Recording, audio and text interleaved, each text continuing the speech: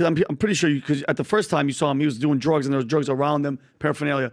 Do you think that personality, that talking, that, hey, look at that, is that him acting high, number one? And then number two, is there any security with him while he's going out at this time? This is 2016. No. He's just riding solo.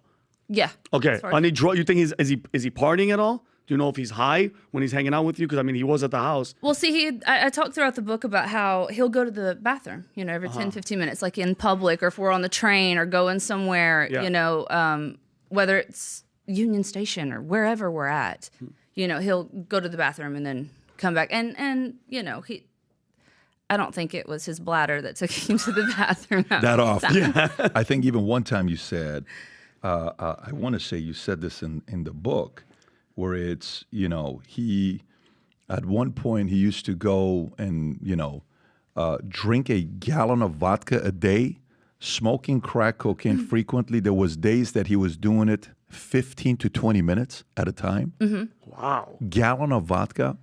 Yeah, and that's crazy, right? That consumption. Right. It just seems like, how are you still alive?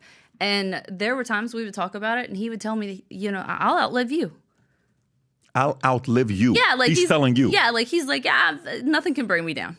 Like so he feels he's untouchable. Well, at that time, with everything that he was consuming, he didn't feel like it was like but that was his deflection. He deflected a lot. Like if you try to tell someone that they have an issue or they have a problem, he would deflect. Would you avoid or deflect? Would you participate with him with the drugs, or no? Was it mainly him? Well, no. I talk about in the book how I'm no saint, and I was young, and I partied a lot and drank a lot and tried a whole lot of things, but I never had an addictive personality.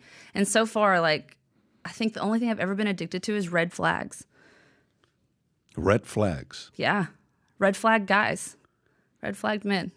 Very, very interesting. So this time around, this is 2 weeks. He comes, he helps out, he sends somebody to come help out your friend's battery in the car, get the number, and then you guys go out to a bar.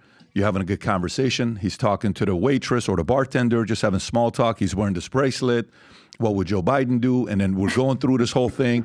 And at what point does it get intimate where it's actually a relationship, physical relationship?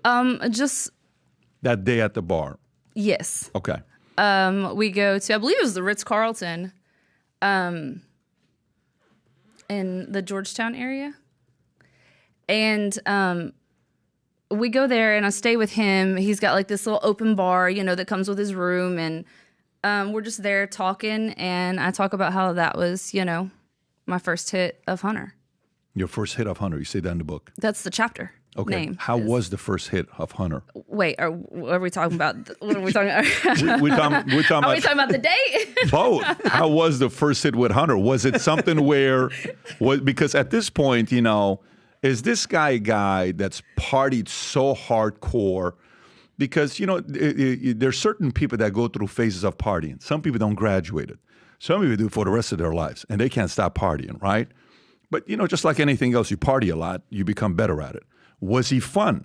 Did you have a good time with him? Oh, yeah. Very fun. Okay. Very, very fun. But there was, I don't feel like Hunter did it to party and to, didn't outgrow his party years or at Georgetown or whatever.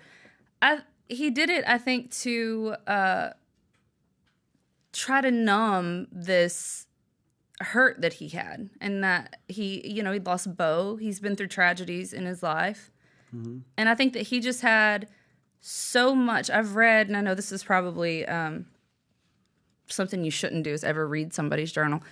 But I read one time in his journal, where he was talking about, it was in his office, and it was one of the days I had to clean. I was cleaning out his office at Rosemont Seneca. And, you have to pick what do I think he'll want to keep? What I think he'll not want to keep? And he had journaled and kept so much. And I flip one open to see what it is. And of course, he's talking about the mind and how it's an idle mind is the devil's workshop. And he goes on talking about that. And it made me think that, a lot of times he did those things because there was just that idle mind in the devil's workshop. Did he ever talk about his father with you? Would that come up or not at all? Like, would he say, did you ever ask the question, what's your relationship with your dad? Was there any talks about him?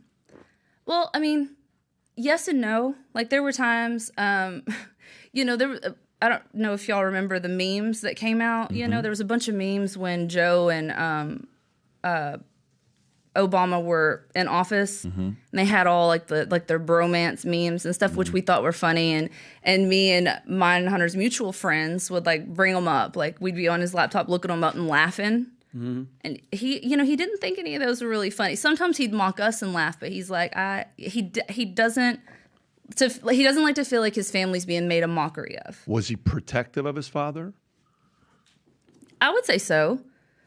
I would say, I think that Hunter felt like a disappointment in a lot of ways to his family.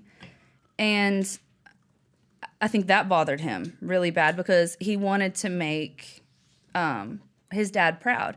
And at one time he told me a story about like growing up, how, like he was the kid that would get in trouble and Bo was like the saint, and they like called him like general or chief or something like that, or sheriff, or it was they gave him some name like that he talked about.